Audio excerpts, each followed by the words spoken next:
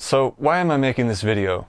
Well, I'd be lying if I didn't say it had to do with the fact that I recently saw the new Pharrell Lego movie Piece by Piece and it was the best freaking movie I've ever seen, but also the revelation that Pharrell played a much bigger role in shaping the music that I grew up with than I originally knew. Many of the songs in that movie I didn't know were Pharrell songs, and constantly throughout the movie I kept saying to myself, yep, that one makes sense, that one makes sense.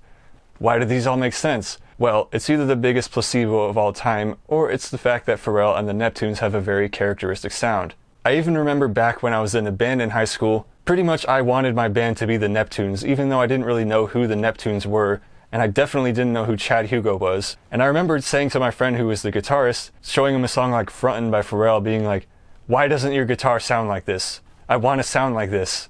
Well, the purpose of this video is to explain the DJ Petesake sound, because I realize I do have a sound, and it has a lot to do with a very specific Yamaha synthesizer. So let's head over to the studio and take a look. Now, I feel one of the big misconceptions people get with my setup is that the MPC 60 is responsible for my entire sound, and that is definitely not true. While it definitely plays a role in some of that, it's largely due to this little box thing right here, called the Yamaha FB-01. This is what you call an FM synthesizer. It's a type of synthesis that existed in the 80s, most prominently the DX7. It's a very iconic synthesizer made by Yamaha. I almost inherited one recently, but I just didn't have the room for it. That thing is built like a tank. The thing is like 65 pounds. The entire case is made out of metal.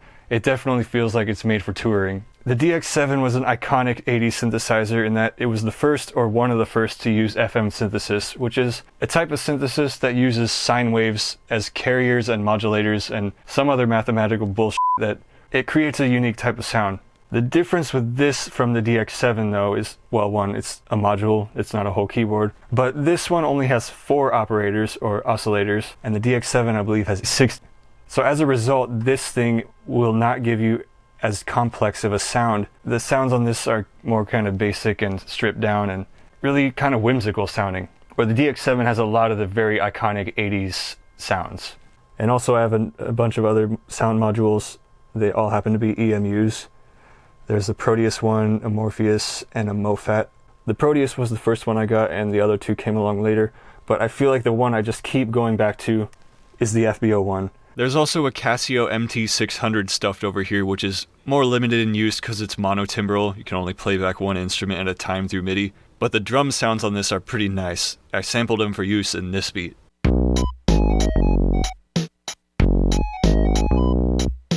The 2 biggest reasons I bought this thing was because, being a little cousin of the DX7, it has the famous solid bass patch that Teddy Riley used the heck out of. He's a huge influence, also featured in the Pharrell movie, incidentally.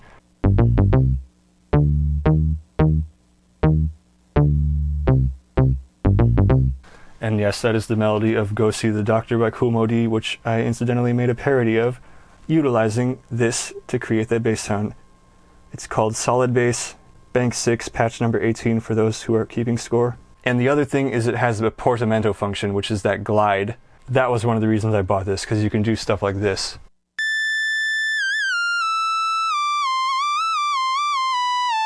Where it has that smooth transition between the notes. Proteus didn't have that for some reason. It's such a fun synthesizer. It's just got so many cute little sounds, and I just love using the heck out of them. Let's just go down the list. There's 7 banks, 2 of them are customizable. You can actually program your own sounds, but it's really, really cumbersome.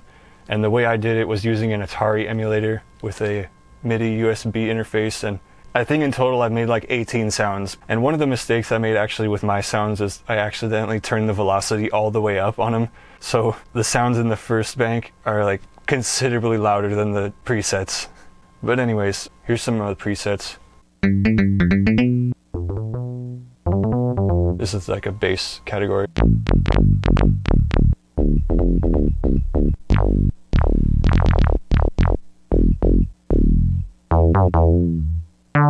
That preset has the portamento turned on by default, but you can turn it down. Port time 0.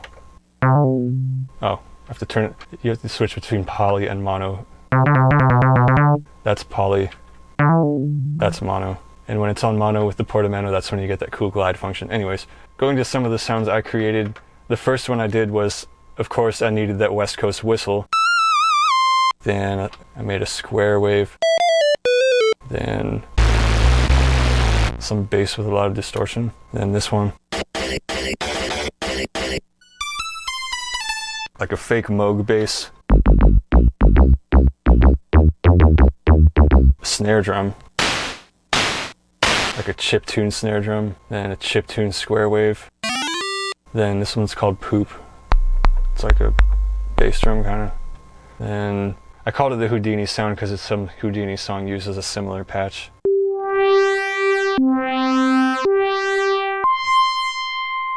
Listen to the bass line, don't get a flat line. Feel it as your heart rate starts to decline. Heard it through the grapevine, time's running out. Just like the oil that we got left to refine. And some kind of trashy guitar. This one's called Pirate. This one's called Popcorn. Or however that one goes. This is Bell. This is called Rage Bass because it sounds like the bass from Rage Against the Machine. This one's called R. This one's called Mario. That's kind of self-explanatory. And low sweep. Oh yeah, this is the last one I made. It's just like a low sweep. Editing the sounds is just so cumbersome because you have to use this program that's really archaic, and I just never got around to making more. But let's go to some other banks. What other fun sounds have we got? One of the cool things about this is you can tweak the velocity to make it sound really distorted. Like here's the harp, but at 200%. And then back at 100. So you can get a pretty good range of soft and really aggressive sounds. Some of them are really like, the low range is kind of messed up because like the way it synthesizes, it just sounds weird at the end. Like up here it sounds pretty normal, but towards the low range it gets kind of out of tune.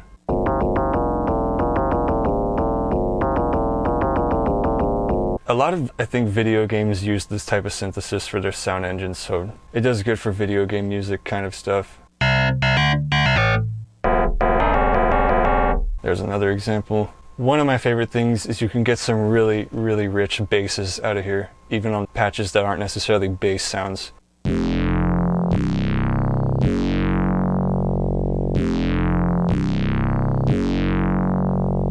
This is like your classic techno bass right here.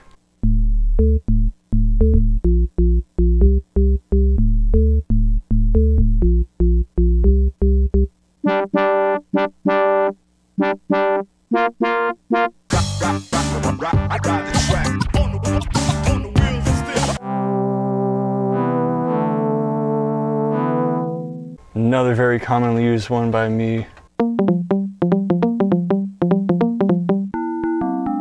You know, stuff like this.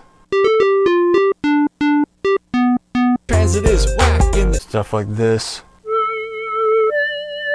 And some kind of guitars. This cool thing.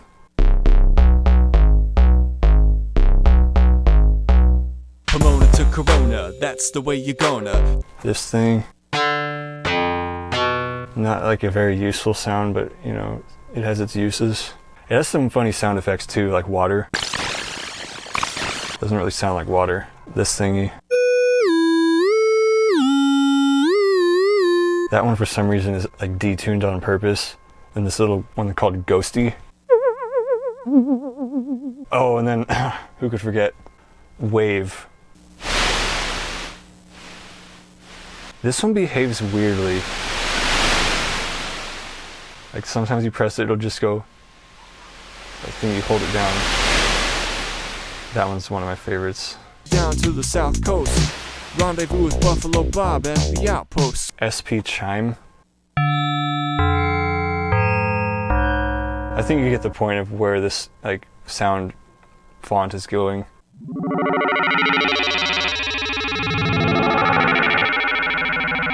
Winds. Alright, once I can find the clav, I think this video will be over. Mars 2. Tom Tom. Ride cymbal. Not very useful. Snare drum. So that's a snare at 100 velocity. Here's the snare at 200 velocity. This one's just called clav or clave. The one I'm looking for is called synth clave, but here's what it sounds.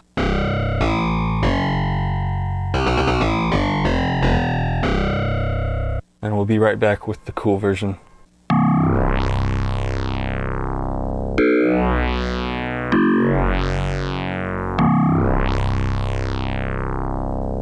And that, of course, is the bass from...